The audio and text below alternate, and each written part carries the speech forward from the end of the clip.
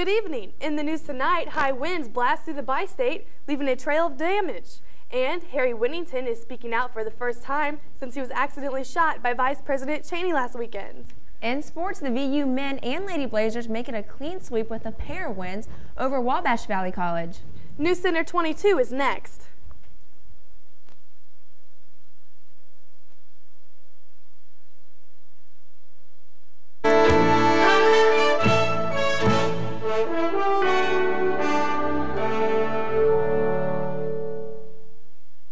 Straight-line winds of 70 to 80 miles an hour were responsible for damaging 6 homes and destroying a barn near Vincennes last night. The damage occurred in the area of South Decker Road and McCormick Road. 2 homes, including the home of Sonny and Pat Elkins, received moderate to heavy damage. Pat Elkins says the storm came through so fast, she and her husband had little time to react. Actually, we didn't have much time to react. It happened so fast. We had about 30 seconds to react, and it just... I couldn't move fast enough, and I couldn't get the door unlocked to get to the basement. Sonny Elkins says it sounded like a bomb went off when the winds tore through his house. He says he's lived there 9 years, but never saw winds that strong. Part of his house was lifted off the foundation. Knox County Emergency Management Agency Director John Streeter says 4 other homes received minor damage. Joseph Neild, a meteorologist with the National Weather Service, says this type of storm can be very destructive. The sort of storms that we saw last night were what we call a bow echo, where you can get enhanced wind damage along certain parts of the line. And the winds aloft were so strong that anytime any of that manages to work its way to the ground, it's going to be able to cause some pretty significant damage. And the type of damage we're seeing here would typically be consistent with winds on the order of about 80 miles an hour, maybe even a little bit higher than that. Numerous power lines, trees, and branches were knocked down across the area by last night's storm. No injuries were reported. Dozens of Indiana State University aerospace students helped clean up debris today to reopen the Terre Haute International Airport after it was hit by a storm last night. The storm damaged more than 10 buildings at the airport, peeling back roofs and tearing off doors of hangars, warehouses, and distribution centers, blowing out the walls on some structures. Several small planes were also damaged. Meanwhile, police rescued 3 people from an Ivy Tech State College building in Terre Haute that partially collapsed under high winds last night. Police say all 3 people got out of the building unharmed.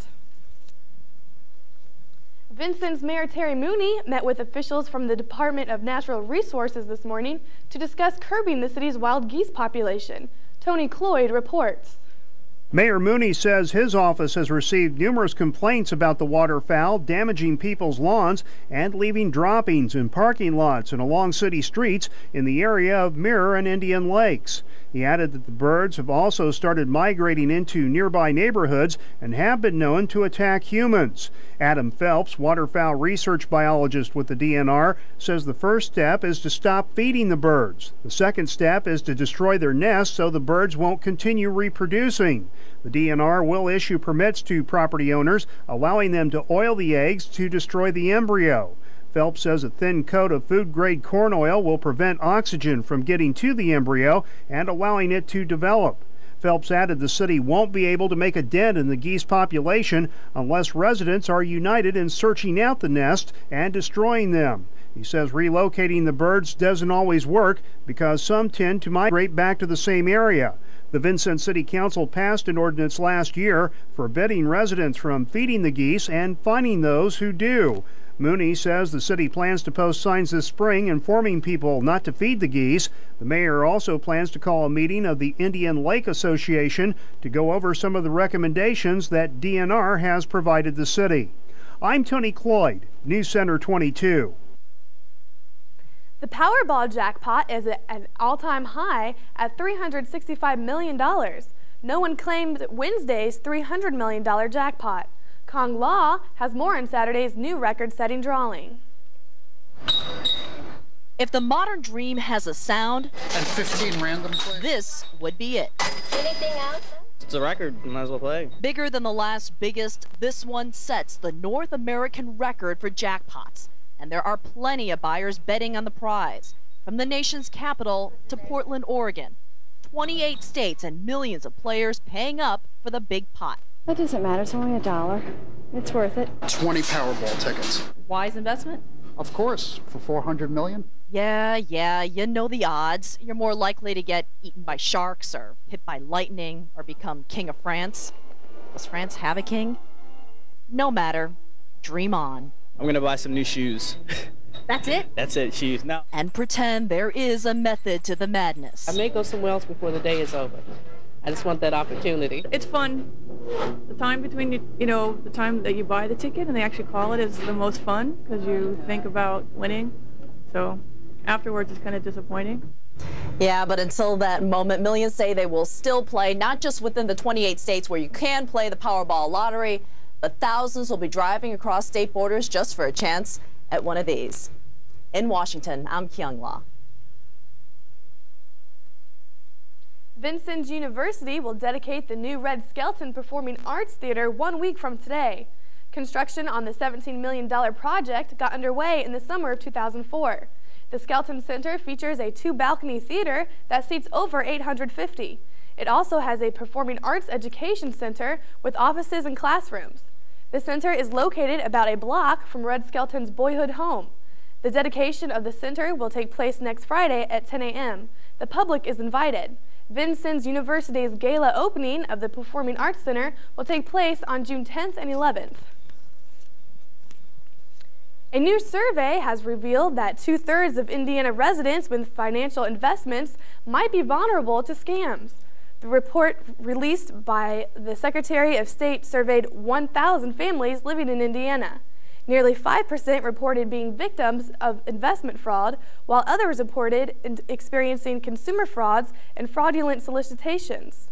State officials hope a new awareness campaign, dubbed Indiana Investment Watch, will help state residents keep their money safe. Each year, Americans lose an estimated $40 billion to securities fraud.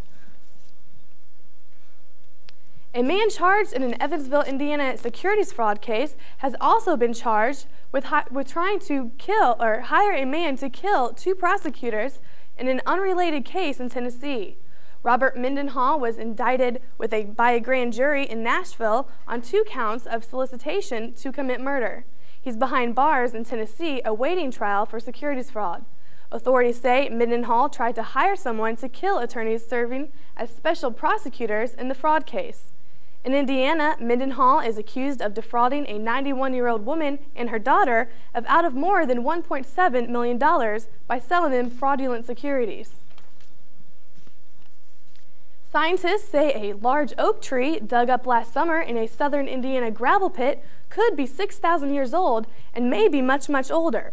Researchers at 3 universities are awaiting radiocarbon test results to pinpoint the age of the tree. It was found under 40 feet of gravel at Lee's Ready Mix County Materials gravel pit near Brownstown, about 60 miles south of Indianapolis. The owner of a lumber mill now treating some of the chocolate-colored wood with chemicals says it could command top dollar for fine furniture or plaques if it can be properly preserved. Hillsdale College biology professor Anthony Swinehart says the tree was about 300 years old when it fell. He thinks it was uprooted by a glacier during the last ice age, making it up to 30,000 years old. 8th District Congressman John Hosteller will hold a town hall meeting for Daviess County residents Monday in Montgomery. Hosteller will update constituents on issues and events in Washington, D.C. before taking questions. The town hall meeting will run from 7:30 to 8:30 p.m. at Bethany Christian Church in Montgomery. Members of Congressman Hosteller's staff will also be on hand to offer assistance. More than 250 students will compete at a regional science Olympiad Saturday at Vincennes University. Teams from 11 high schools and 8 middle schools will compete in about 24 different events that test students' knowledge of biology, earth science, chemistry, physics, computers, and technology. This is the 14th time VU has hosted the Science Olympiad Southwestern Region competition. High school teams competing include North Daviess, Vincennes Reveille, Sullivan, and Washington. The Vincent Street and Sanitation departments will be closed Monday to observe the President's Day holiday. The pickup of sticker trash will be delayed one day each day next week. Curbside recycling will be canceled altogether Monday, but will be on time for the rest of the week. The recycling center and compost collection site will be open Saturday as usual, but closed Monday. Still to come on Newscenter 22, the man accidentally shot by Vice President Dick Cheney last weekend was released from a hospital in Texas today. And as many as 1,500 people are missing and may be dead following a mudslide in the Philippines. Stay with us.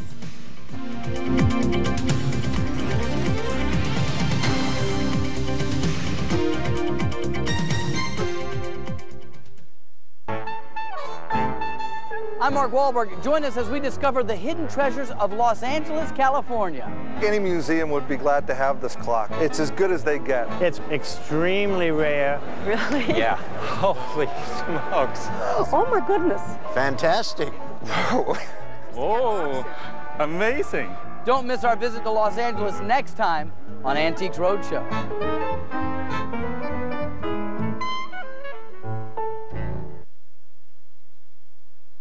Harry Whittington says accidents will happen, and he's sorry for what Dick Cheney has gone through since the vice president accidentally shot him. Whittington spoke briefly to reporters as he was discharged from a Texas hospital this afternoon.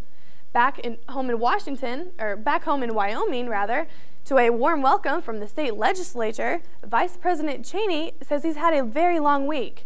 At Cheney's first public appearance since his hunting accident, lawmakers applauded when Cheney said Harry Whittington is on the mend and doing very well. The Pentagon says at least 2 warships, Air Force transport planes, soldiers and Marines are on the ground are available to help the victims of a disastrous landslide in the Philippines. As many as 1,500 people are missing in a mountain of mud on the island of Leyte. A survivor says the mountain exploded just before a landslide swallowed hundreds of houses and an elementary school. Researchers have just released the results of one of the most comprehensive studies to date of Greenland's glaciers. It says the amount of ice they're dumping into the ocean every year is rapidly increasing. Jackie Jarris has more on the latest news. It may be called Greenland, but much of the world's largest island is actually white. More than 80% of it is covered with ice, and according to a new study, more and more of that ice is winding up in the Atlantic. The most direct impact this evolution of Greenland has is on sea level rise. Rigneau and his partners studied the flow of Greenland's glaciers over 10 years. They say it's increased, especially in the southeastern part of the country. And as the glaciers flow faster, they dump more of their ice into the ocean. Glaciers are speeding up as a result of climate warming. This is especially true in the eastern part of Greenland, where there's been a pronounced warming of air temperatures in the last 20 years. The study says that's resulted in the rate of which Greenland's glaciers are losing mass doubling between 1996 and 2005. And they say that trend means Greenland will be a bigger factor in rising sea levels than previously thought, possibly becoming responsible for as much as 17% of the annual increase, now about 1/10 of an inch per year. But not everyone agrees. Pat Michaels of the Cato Institute says the study ignored other critical research that Greenland's glaciers are actually growing. When you average over Greenland, over the huge land area, you see a net gain in ice. That's water that is being taken out of the atmosphere and not going into the ocean. Certainly the sea level rise is being muted by the increasing ice in Greenland. A big drop in gasoline prices eased inflation last month. Prices at the wholesale level rose by 0.3%, half the surge experienced in December. Wholesale prices for chicken and fresh fruit dropped. Vegetables and soft drinks were more expensive. A Pakistani cleric is offering a $1 million reward for killing a cartoonist who drew a picture of Muhammad.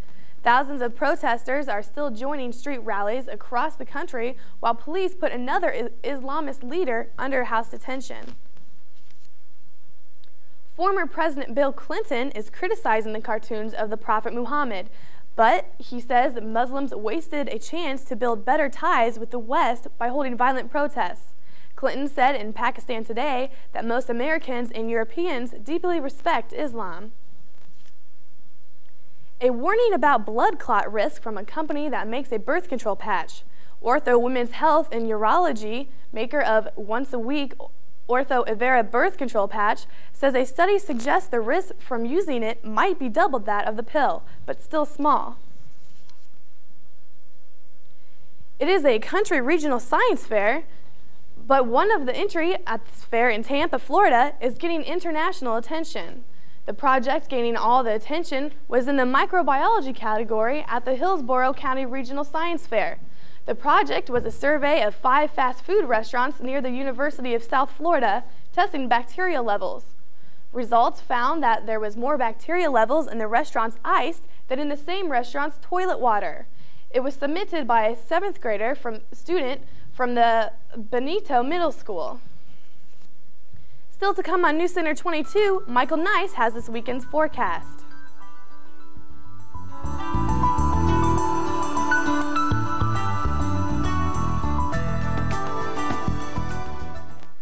Tune in to WVUT this Friday night. Watch Washington Week in Review at 8 and now at 8:30. At 9, Scientific American Frontiers explains how global warming will affect you. Stay tuned for Tavis Smiley at 9. At 10, visit with quilt makers of Gee's Bend.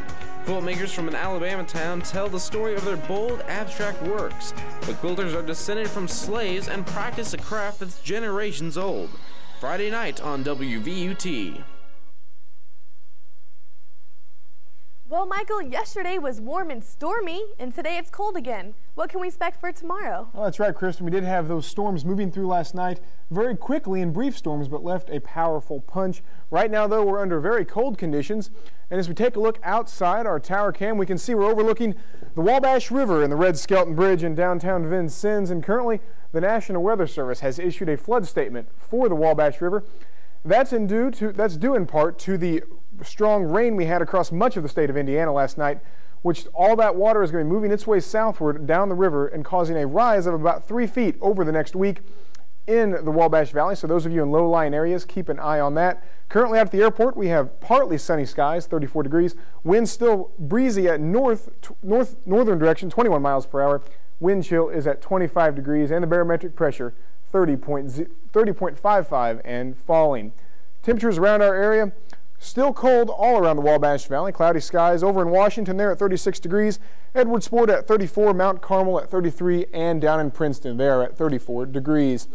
Now our national temperature map will show very cold conditions across much of our nation. Minus teens up in the upper Midwest around Minnesota, Green Bay. Minus 15 is the current cold temperature in the United States. In International Falls, Minnesota. Down south we have 80 degrees for Brownsville, Texas. We can see that our cold front Montgomery, Alabama at 49 degrees. If you go a few miles south, 64 degrees for Mobile, Alabama. So very defined cold front right there moving its way through our nation. As we take a look at the surface map, that will show that this very dominant frontal system moving its way out of the United States and up into the northeast. We can see that we still have some very unstable conditions as low pressure is moving its way out. Some unneeded snow and rain for those guys. For us, high pressure moving its way into our area for the weekend. That's going to create some clear skies and cold temperatures. So if we take a look at our forecast for tonight, some snow showers still possible, lingering around, low of 16 degrees. For tomorrow, partly cloudy skies, high of 21 degrees for tomorrow night. Clear skies, low of 12 degrees, very cold. Bundle up for that. For your extended forecast, Sunday, 29 degrees is the high, sunny skies. For Monday on President's Day, 32 degrees will be your high, and Tuesday back into the 40s with sunny skies. So, Kristen, a cold weekend on the way. Thank you, Michael. Still to come on Newscenter 22, Amy Reef will have highlights from last night's VU Wabash Valley game, and Yankees owner George Steinbrenner rips on the World Baseball Classic. Stay with us.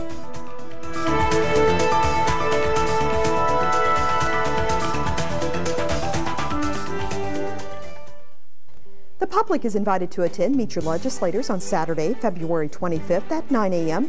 in Davis Hall on the Vincennes University campus. The forum will include information from area legislators followed by a question and answer session. Viewers can phone in their questions the day of the show to 812-888-5334 or send your email questions to wvut@vinu.edu. Our live broadcast begins at 9 a.m. The show will be rebroadcast that same day on WVUT at 5 p.m. Blazers defend home court. Good evening, everyone. For TV 22 Sports, I'm Amy Reeve. The Vincennes University Trailblazers knocked off rival Wabash Valley College 78-67 in the physical education complex. Franz Dorsonville's baseline jumper snapped a 64-all tie and gave the Blazers a lead they would never relinquish. Sean Smith scored 14 points to lead 5 VU players in double figures. The Trailblazers are on the road for their next 2 games. VU plays at Missouri State tomorrow night and travels to Cincinnati State Monday. Both games will be broadcast on Blazer 91.1. The Vincennes University Lady Blazers picked up their 11th win of the season, beating the Wabash Valley women's team 51-46. The Blazer co-eds jumped out to a 29-13 halftime lead and then withstood several Warrior rallies in the second half. VU was led by Ebony Jenkins with 22 points and Jenny Benson added 10 points. The North Knox girls basketball team is preparing for Saturday's regional at Forest Park. The Lady Warriors face Monrovia in their first game of the tournament tomorrow morning at 10 o'clock, followed by 6th-ranked South Spencer taking on Charlestown at noon. Coach Rick Marshall's crew carries a 10-game winning streak into the tournament. Defense is key to the Lady Warriors' late season run. As a team, North Knox is giving up an average of 37 points per game. North Knox won the regional 2 years ago, but were beaten by Charlestown 44-42 in last year's regional opener. Indiana Athletics Director Rick Greenspan says there won't be an announcement on a new basketball coach until after the Final Four. Coach Mike Davis announced his resignation yesterday, but says he'll stay on till the end of the season. He had 2 years left on his contract. Former Indiana player and Iowa head coach Steve Alford has been mentioned frequently as a successor to Davis. However, the former Mr. Basketball says all of his energies are focused right now on his team winning a Big Ten championship. Authorities say Oklahoma State basketball coach Eddie Sutton has been charged with driving under the influence of alcohol. Sutton was involved in a car accident last Friday after leaving the team's arena. He held a news conference Wednesday when he acknowledged drinking before the accident and apologized to numerous people for the incident. In the NBA last night, Phoenix ran away from Houston 109-75. The Suns go into the break with a 4.5-game lead in the Pacific Division thanks to a 4-game winning streak. Steve Nash scored 21 points and had 8 assists for the Suns. The Rockets are 22-31, 4.5 games out of a Western Conference playoff berth. In the only other NBA game, Chicago routed Philadelphia 117-84. The Indiana Pacers are entering the All-Star break looking like the team most people expected them to be when the season began. At the break, the Pacers are 26-23 with a shot at the playoffs, even though several starters have been out with injuries. They've won 5 of 7 since sending Ron Artest to Sacramento in exchange for Peja Stojakovic. Stojakovic has averaged 19 points and 7 rebounds as a Pacer while taking pressure off his new teammates. Lindsay Jacobellis denies that she was hot-dogging when she fell during the women's snowboard cross today, costing her a gold medal at the Winter Olympics. She had a huge lead over Switzerland's Tanja Frieden heading into the next-to-last jump, but Jacobellis fell after grabbing her board, forcing her to settle for a silver medal. The U.S. women's hockey team is battling Sweden right now in the semifinals. The Americans outscored their opponents 18-3 while going 3-0 in the preliminary round. The winner will take on either Canada or Finland in Monday's gold medal game at Torino. His lawyer says Wayne Gretzky won't face any charges in relation to the gambling ring probe that has rocked hockey. Ron Fujikawa says he was assured by the New Jersey authorities that Gretzky isn't a central part of the investigation and likely will not be called to testify. Gretzky's wife's lawyer says Janet Jones is also unlikely to face charges after allegedly placing large bets with the ring. Spring training is opening with New York Yankees owner George Steinbrenner ripping the inaugural World Baseball Classic coming up next month. Steinbrenner began spring training in classic boss style. He says he's disappointed that some of his stars will be leaving camp for the WBC. Derek Jeter, Alex Rodriguez, and Johnny Damon are on the U.S. roster. Bernie Williams is on the Puerto Rico preliminary roster. Ken Griffey Jr. says he's looking forward to representing the United States in a first-time tournament that many other superstars are skipping out on. The Cincinnati Reds center fielder says he's excited about the opportunity to compete in next month's World Baseball Classic. Griffey never represented his country in the Olympics or an amateur competition because he went straight to pro ball after high school. Justin Rose and Dean Wilson share the first-round lead at the Nissan Open with a 7-under 64 at the storied Riviera Country Club. They are 2 shots ahead of Fred Couples, Billy Mayfair, and Jesper Parnevik, with Tiger Woods 5 off the lead in a tournament that he has never won in 10 tries. Grace Park and Becky Iverson share the lead after 19 holes of the LPGA's SBS Open in Hawaii. Park and Iverson opened with 6 under par 66s to move 1 shot ahead of Keong Bay. Iverson had to compete on her round today after yesterday's play was halted by darkness. And Kristen, that's a look at sports. Thank you, Amy. Still to come on Newscenter 22, Anna Hoven takes a look at what's new at the movies this weekend.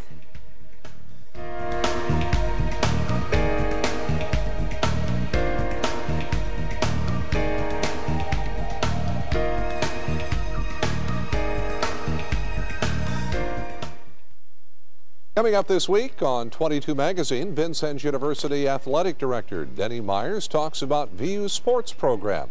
And Becky Bouchy of Sign for Kids and Vincennes school teacher Chrissy Lang will talk about a petition drive that begins March 8th on the Vincennes School Corporation's $57 million building plan. The next time on 22 Magazine, Saturday night at 7:30 on WVUT.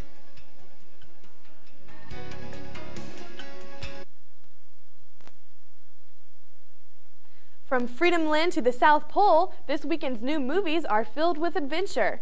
And for those of you who are happy to see Valentine's Day behind you, have a laugh at Date Movie. Here's Anna Hoven with this weekend's Now showing.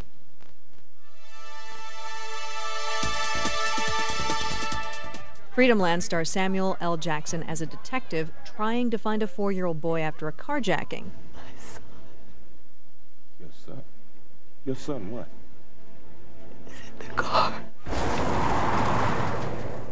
The boy's mother, played by Julianne Moore, ignites racial tensions when she accuses a black man. Disney's Adventure 8 Below finds a warm and fuzzy story in Antarctica. Arctic guide Jerry Shepard relies on his beloved sled dogs to help him navigate the South Pole, taking researchers over the mountains, until events collide to separate Shepard from his dogs. What are we going to do about the dogs, Andy? He embarks on a journey to find his best friends if he can survive. If you like romantic comedies or if you love to hate them, Date Movie parodies them all. That's American Pie's Allison Hannigan looking for love in scenes that will seem familiar to fans of Meet the Parents, Wedding Crashers, The Wedding Planner, Hitch, Idiot. Hell no, I won't marry you. Gosh. and Napoleon Dynamite. It all adds up to laughs, but will she find love? Get crawl. Get crawl. For Now Showing, I'm Anna Hoven. And that's all for this evening. Join us again on Monday. For Amy Reeve and Michael Nice, I'm Kristen Miller. Good night.